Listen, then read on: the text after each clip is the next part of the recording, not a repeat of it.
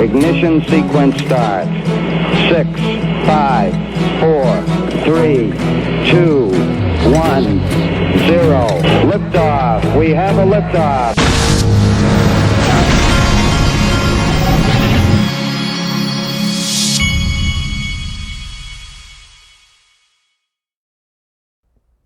Hey everybody, this is the Digital Asset Investor, and I have a treat for you today. I wanted to show you this from Link2. It says invest in Link2's two Bash brothers, Uphold and Ripple. And today I'm going to show you things about both that are going to make you understand what they're talking about. The first thing, I was able to get John Deaton to come on to my show, and John went through one of his recent threads and kind of really made things hit home with me. You need to see every single word of that, and I'm going to show it to you. So you'll find a link to Link2 in the description of my video, and trust me, by the end of this video, you'll be wanting to click on that link. So, all right, so here we go. This is the first thing I wanted to show you. A breakthrough in Britain. Uphold's UK subsidiary Uphold Europe Limited gained regulatory approval, joining the select list of 32 firms that have received FCA approval as registered crypto asset service providers out of the 200 that applied. That is big time right there, folks. Okay. Now, this was the thread from John Deaton where he was basically predicting that this case was over before it even started, with which makes you think that maybe the SEC knew that it doesn't almost make you think. It makes me think the SEC knew when they filed this, when Jay Clayton filed it, he knew that it was not going to be something that the SEC could win. And then you have to ask why they did it. The only conclusion that I can come to is, like John Deaton says, that this was used as a weapon, and it was filed knowing that they couldn't win. Now think about that, folks. If this lawsuit was filed knowing that they couldn't win, and it was for the purpose of slowing Ripple down, how awful and maybe even something else this could be for the SEC. Now, I got John Deaton on, and I went through, it's about 17 minutes of it. I haven't even gone back and watched it myself, but I know it's awesome. Strap in, enjoy. Hey, everybody, I've got the official John Deaton on the program today. And John, welcome aboard. Wanted to see, I saw your tweet from, I guess that was yesterday evening, about your prediction that the case was over before it was filed with regard to Brad Garlinghouse and Chris Larson. And I wanted to get your thoughts on kind of what you were thinking there with that thread. Well, DAI, you could go back to January 1st of 2021, 9 days after the lawsuit was dropped, and I filed the writ of mandamus. Before we knew everything that we've learned, before we learned everything that you've uncovered, or that other people in the XRP community have uncovered, I said, this lawsuit doesn't make sense. I put in a pleading, I literally said, it appears that this lawsuit was used as a weapon. And that's before we learned all the conflicts, before we learned the appearances of impropriety and all of those things. And so I always question why. Why did Brad Garlinghouse and Chris Larson get sued individually? DAI, a securities case is traditionally, if there's no fraud, if there's no misrepresentation, then normally it's a strict liability case. Either you sold an unregistered security or you didn't. But Jay Clayton and Hinman and team decided to go after these two executives. And ask yourself why. After 30 months of an investigation, they did not find one single instance of fraud or misrepresentation. Can you imagine other platforms going through a 30-month investigation? How about Consensus? Can you imagine them going through 30-month investigation and no fraud, no omission being found? So why were they sued? This case was dead on arrival because you have to prove They charged Brad and Chris with aiding and abetting. What that means is that they had to have either actual knowledge that XRP was a security, they actually had to believe that, or if the SEC can't prove that, they must prove recklessness. And what's that mean? That means that they were reckless because it was so obvious that XRP was a security. So let's review the evidence real quick. We have a memo from Perkins Coie of October or November 2012 that concludes XRP is not a security. There goes your actual knowledge. They can use that memo. Why is that so important, DAI? Who wrote the memo?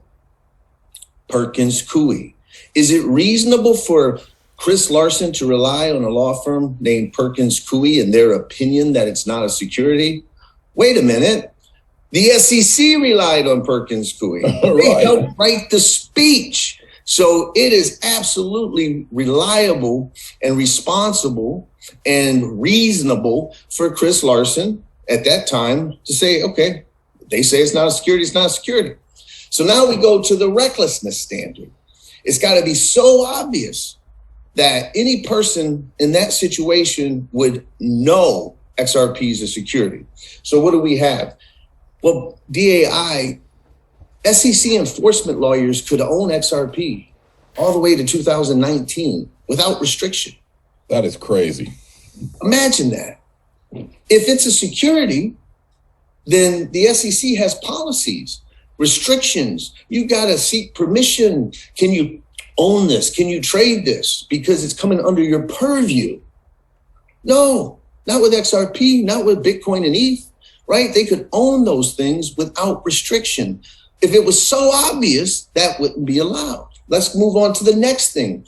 Something that a lot of people haven't paid attention to, that June 13th, 2018 memo analyzed whether XRP is a security. I was disappointed at first because we didn't get to see it. I wanted to read it, right? Intellectual curiosity. Right. How did they analyze the Howey factors with XRP in 2018? It doesn't matter. Because the judge said that it did not come with a recommendation. What that means is that the SEC enforcement lawyers, after analyzing XRP under Howey in 2018, did not conclude it was a security. If they did, they would have recommended enforcement. They wouldn't have said it is so clear and obvious that Ripple has violated U.S. securities laws, but we're just going to let it go. That's not how it would happen. Right? So they didn't conclude definitively that XRP was a security. Now, maybe the memo says, well, you know, they made 3 out of 4 factors, 2 out of 4. It doesn't matter. You got to have 4. It does not matter what that memo says. It matters what it doesn't say, and it doesn't recommend enforcement. It can't be so obvious to Brad Garlinghouse and Chris Larsen in 2013 and 2015 if SEC enforcement lawyers can't make the case in 2018. Well, how does that affect because this is obvious what you're talking about here with regard to Brad Garlinghouse and the Chris Larsen lawsuit. How does this affect the Ripple lawsuit?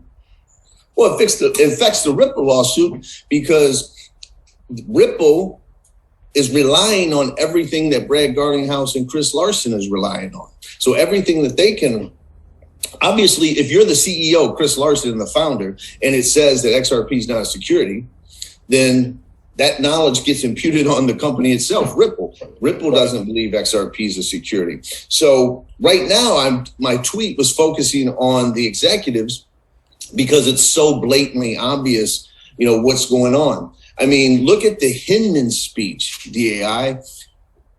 Your tweet, you discovered the Nancy Waltas and the Wendy Moore from Perkins Coie, of course, right? And they're on stage and they say, well, regardless of what you think, whether ETH is decentralized or not, if any platform can do it just a little bit better than ETH, then you're clear. So if Brad Garlinghouse and Chris Larsen honestly believe that the XRP ledger is as sufficiently decentralized or more decentralized than ETH, they have a reasonable belief going forward that just like ETH, ongoing sales of XRP are not securities. That's golden. But here's another big piece of evidence, DAI. On August 20th of 2018, Brad Garlinghouse and Joel Katz, right, David Schwartz, met with Bill Hinman and Jay Clayton. And it's at that meeting where Brad Garlinghouse yelled out, Ripple is living in purgatory because of the lack of clarity over XRP. Right.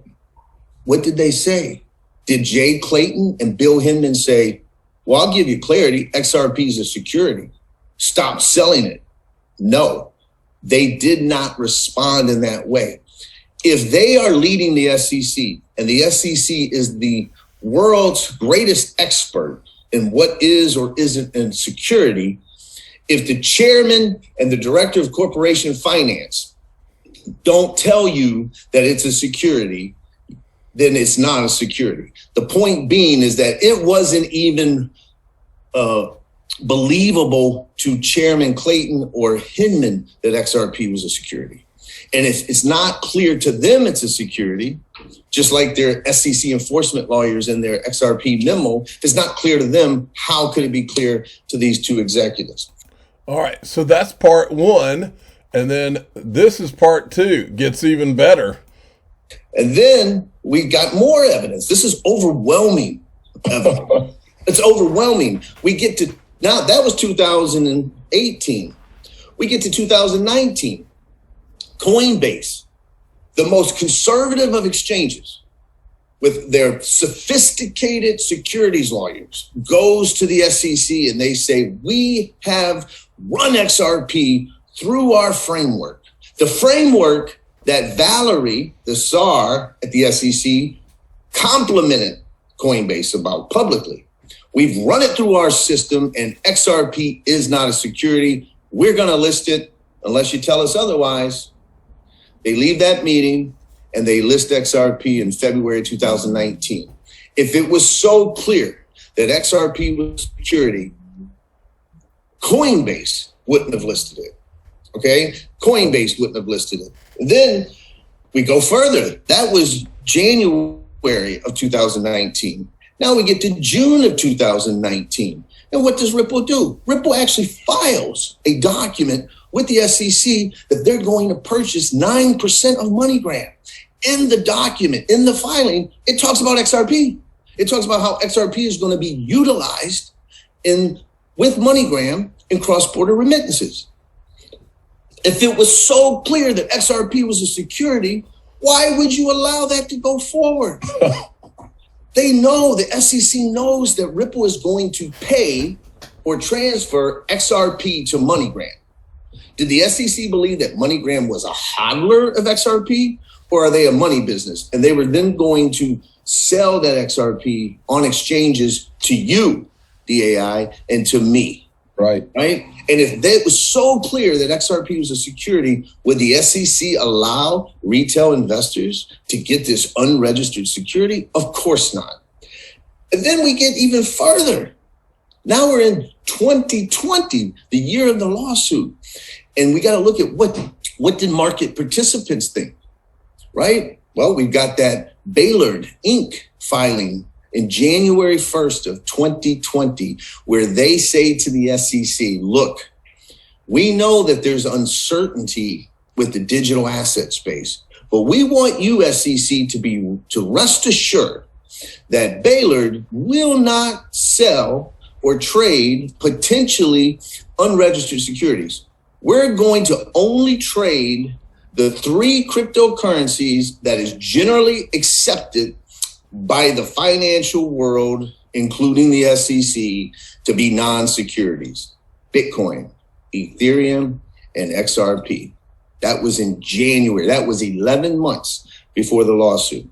And then finally, DAI, we got another piece of evidence. We have the email from an XRP holder literally within 60 days of the SEC filing the lawsuit that says, hey, is XRP a security? And what does the SEC say, DAI? We have not made a determination that XRP is a security.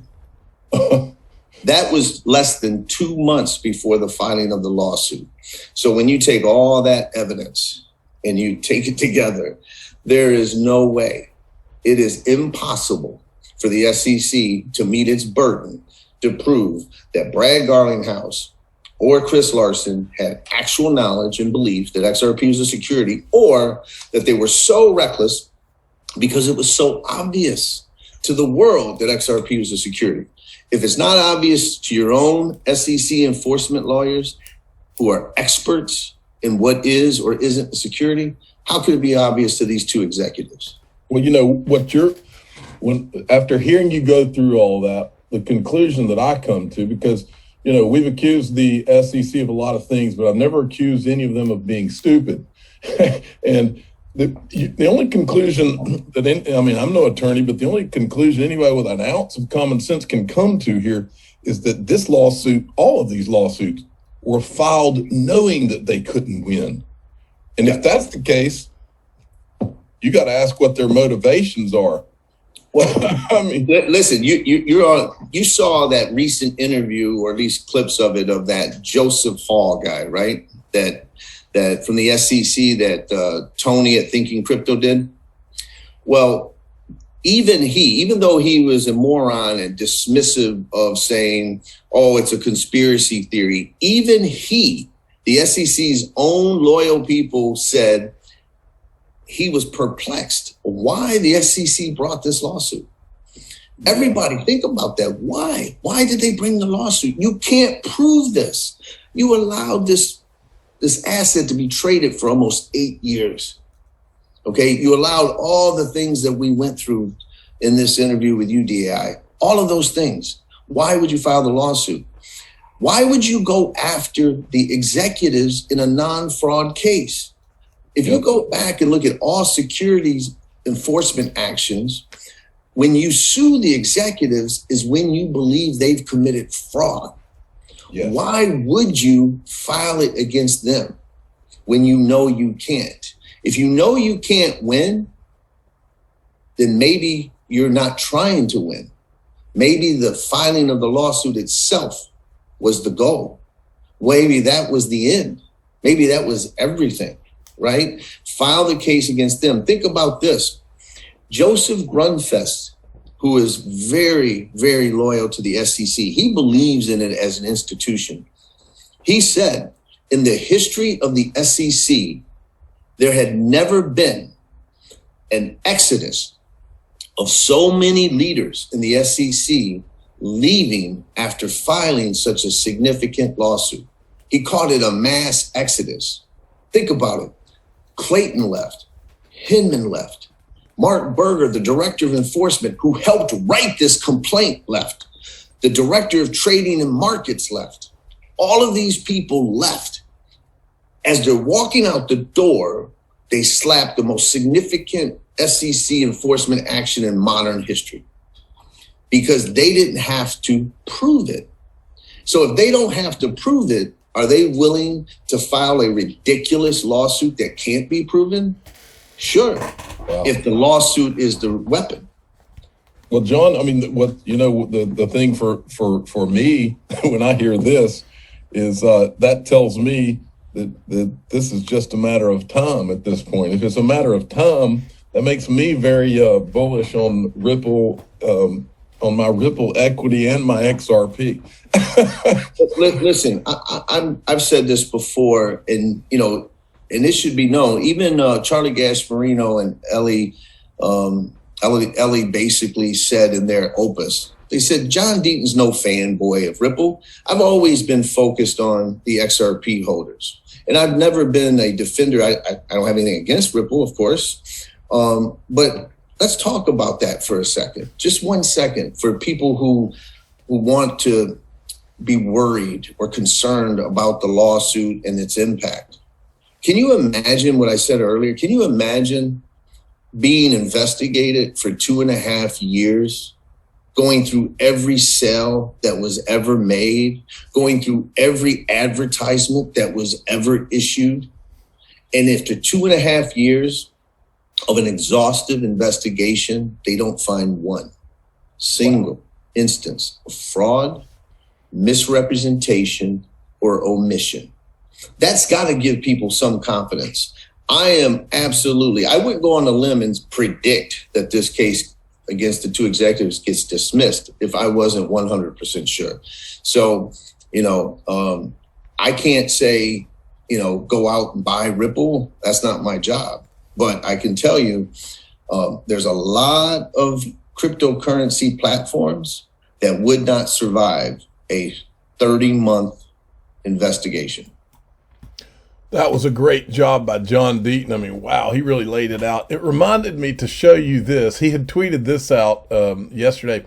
Last year, Rosalind Layton brilliantly wrote, put two and two together, and the SEC is saying that Ripple and its two top executives had to have reasonable knowledge of something 7 years ago that the agency itself wasn't sure about last Friday.